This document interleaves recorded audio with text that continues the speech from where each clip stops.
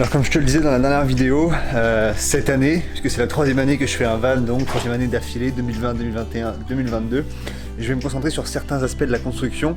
Et là on est dans une vidéo, comme tu l'as vu dans le titre, électricité et chauffage, ou plutôt chauffage et électricité. On va commencer par poser le chauffage ensemble. Je vais t'expliquer un peu comment on fait. C'est la troisième fois que je vais poser ce chauffage. Je ne prétends pas être un professionnel de la pose de ce chauffage, absolument pas, mais disons que c'est vrai que quand c'est le troisième, j'ai peut-être quelques conseils à te donner. C'est pas forcément évident la première fois. Moi, en général, je les pose dans le siège avant. Et je suis pas le seul à faire ça. En fait, j'avais pris ça sur internet, sur les forums. En général, c'est là-dedans c'est ici qu'il est mis. C'est pas vraiment recommandé de le mettre à l'extérieur, même si je crois que tu peux le mettre. Vaut mieux qu'il soit à l'intérieur. Par contre, évidemment, il faut que les gaz d'échappement puissent aller à l'extérieur. Donc je vais te montrer comment il fait un petit peu le circuit. En termes de chauffage, je suis passé par Autotherm France. Je te mets le lien dans la description. La marque, c'est donc Autotherm. Anciennement, ça s'appelait Planar. Donc tu peux aussi trouver le nom du chauffage sous le terme Planar 2D. Moi, c'est l'Autotherm R2D. C'est un chauffage diesel, comme je te disais. C'est le modèle le moins cher homologable. Donc il est homologable VASP. Fais attention au chauffage qui coûte 100-150 € sur Amazon, des trucs chinois. Ce n'est pas homologable. Donc fais attention à ça. Il faut que ce soit homologable si jamais tu veux passer les tests VASP en France. Il vaut à peu près 500 €. Et donc, comme je te le disais, tu peux l'avoir sur Autotherm France. Donc c'est parti, on pose ça.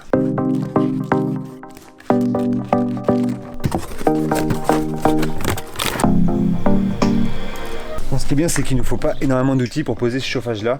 Il faut qu'on puisse faire 2 trous évidemment, puisque le chauffage vient donc se placer comme ceci dans le fond du siège. Et en fait on a évidemment une entrée d'air frais, enfin évidemment, ça paraît évident maintenant pour moi, mais je sais très bien qu'au début c'est pas forcément évident. En fait ça fonctionne comme un moteur, hein. C'est un moteur. Donc en fait on a une entrée d'air frais qui rentre par ici, donc ça c'est l'entrée d'air, et on a une sortie avec un pot d'échappement comme un petit moteur. Ça on va le monter juste après, il est ici. Ça paraît un peu complexe comme ça, mais tu vas voir, c'est pas très difficile. Donc la première étape, eh bien, c'est de placer le chauffage là où tu veux.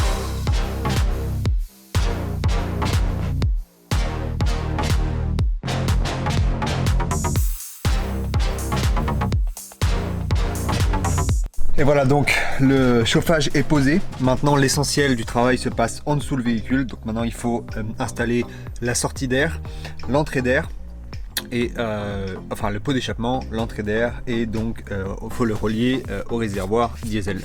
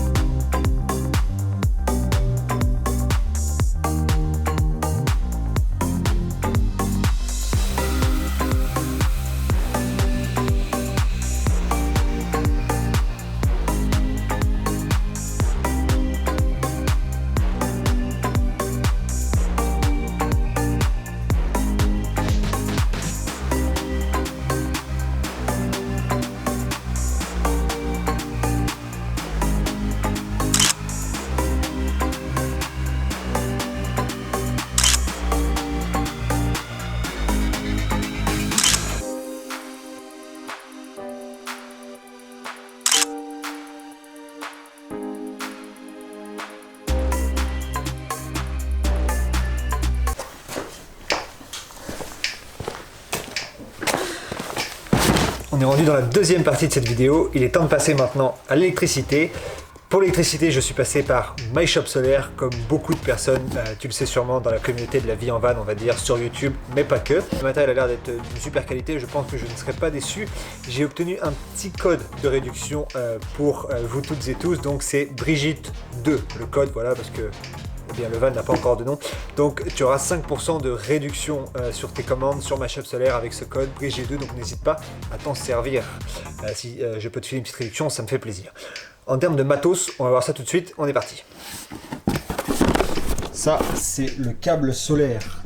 On a ici le régulateur solaire MPPT qui fait le relais entre le panneau solaire et les batteries. On va voir ça après. On a ici un chargeur booster DC-DC, c'est celui qui charge les batteries quand tu roules. Il est relié à la batterie moteur et l'alternateur. On a ici le convertisseur Sinus, c'est celui qui convertit l'énergie 12 volts en énergie 220 volts. Et on a ici les pièces pour fixer le panneau solaire. On a quelques petites pièces ici, des portes fusibles. Et ici, on a le panneau solaire. C'est un 400 watts, il est énorme. Et enfin, on a la batterie donc de 150 ampères. C'est une batterie gel, donc je te conseille vivement de passer par MyShop Solaire si jamais tu équipes ton van en électricité. Pourquoi? Parce qu'ils sont de très bons conseils. Tu remplis une fiche bien détaillée sur leur site et après, ils te font un devis complet en t'indiquant le matériel dont tu as besoin. Ça ne t'engage à rien, c'est juste un devis pour avoir des infos. Après, libre à toi de commander ou non, mais au moins déjà tu as l'info, donc ça c'est super. Ça tu vois ça avec Mathias. Mathias, c'est lui qui s'occupe de faire les devis et après tu seras sûrement en contact avec Marine qui s'occupe de la relation client. Et bref, une équipe vraiment très professionnelle. Et maintenant on n'a plus qu'à monter le matériel.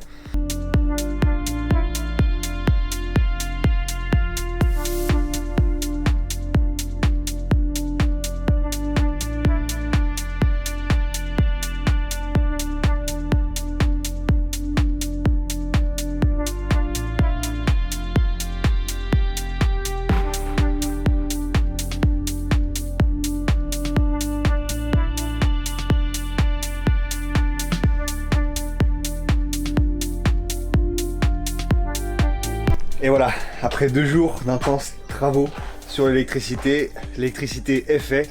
Je filme ça quelques jours après, donc je pense que tu vas avoir des faux raccords dans ce passage. Je vais éviter de te montrer ça parce que ça a déjà beaucoup changé. On a le lambris qui est là, je commence la peinture tout de suite.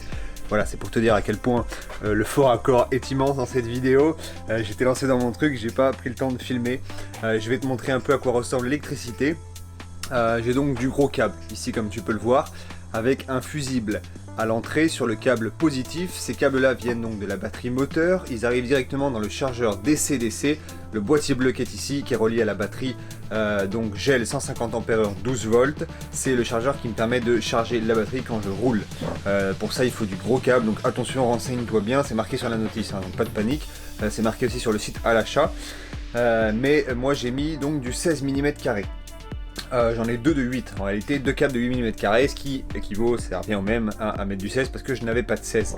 J'ai ensuite ma grosse batterie comme tu peux le voir ici, donc une 150 ampères 12 volts. J'ai ici le convertisseur 12 volts 220, c'est celui qui me transforme l'énergie de la batterie en énergie en courant alternatif 220 volts pour charger un ordi, pour charger tout ce qui se charge en 200 volts, enfin ce qui se branche pardon en 200 volts.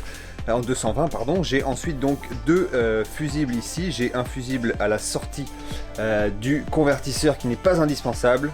Il m'a été recommandé par MyShop Solaire, mais il est vraiment pas indispensable puisqu'il y a déjà un fusible intégré dans le convertisseur 12-220, mais j'en ai quand même mis un au cas où. Et j'ai ensuite donc un autre fusible. Ce sont des fusibles de 60 ampères entre le câble positif de la batterie et du chargeur DC-DC. Voilà. J'ai ensuite un coupe-circuit comme tu peux le voir, ça c'est toujours utile si jamais tu veux bricoler dans le van, c'est pour couper complètement l'électricité du van entre les batteries et le panneau de fusible. Le panneau de fusible qui est ici, et j'ai là-bas donc sur la cuisine quelques instruments en plus, 2 jauges, une jauge eau propre, une jauge eau sale, un deuxième panneau de fusible donc qui me sert à allumer la pompe à eau, qui me sert à allumer le convertisseur, qui me sert, voilà, comme ça c'est bien accessible, le truc, la commande du chauffage et l'interrupteur pour les LED. Je te montre aussi le panneau solaire. En termes de panneau solaire, donc si tu as suivi mes autres constructions des 2 années précédentes, tu as vu que j'étais passé des panneaux souples à un panneau rigide en un seul morceau. MyShop Solaire m'a dit que c'était beaucoup plus efficace. J'étais pas forcément mécontent des panneaux souples. Je n'ai encore jamais essayé les panneaux rigides. On m'avait déjà dit que c'était plus efficace sans que je ne l'ai jamais testé. Je ne l'ai toujours pas testé. Donc je te dirai ça dans quelques semaines. Je vais partir après un petit mois pour en profiter quand même avant de le vendre. Il faut bien tester le matériel. À un moment, c'est aussi, voilà, c'est important quoi. Tu peux pas vendre un truc que t'as pas testé quand même. Et si t'as des questions, n'hésite pas à les mettre dans les commentaires toujours. Comme je te le rappelle, il y a un code promo chez MyShop Solaire. Avec le code Brigitte2, t'as 5% de réduction sur ton matos électrique. C'est quand même pas mal parce que souvent le matériel électrique, ça atteint des grosses sommes. Là, il y en a pour 1400 € d'électricité, moi dans mon cas. Donc si par exemple tu commandes pour 1000 €, ben, ça te fait quand même 50 € d'économiser. C'est pas neutre. Bon, on n'est plus à un faux raccord près, je pense qu'il y en a eu pas mal dans cette vidéo parce que puisque je suis en train de monter la vidéo, et je viens de terminer l'aménagement il y a quelques jours. Si tu me suis sur Instagram, tu l'as peut-être déjà vu ou tu le verras bientôt. Je pense que je vais poster le résultat final dans quelques jours. Bref, comme je te l'avais dit au début, je vais te montrer tout ça très vite sur YouTube, ne t'inquiète pas. Comme je te l'avais dit au tout début de la vidéo, c'est pas une vidéo, voilà, c'est pas la plus passionnante, mais faut passer par là. Le montage du chauffage, c'est absolument pas l'étape la plus passionnante, mais encore une fois, si tu ne passes pas par là, bah, ça va être compliqué de passer l'hiver. Et puis il faut respecter certaines règles si jamais tu veux l'homologuer.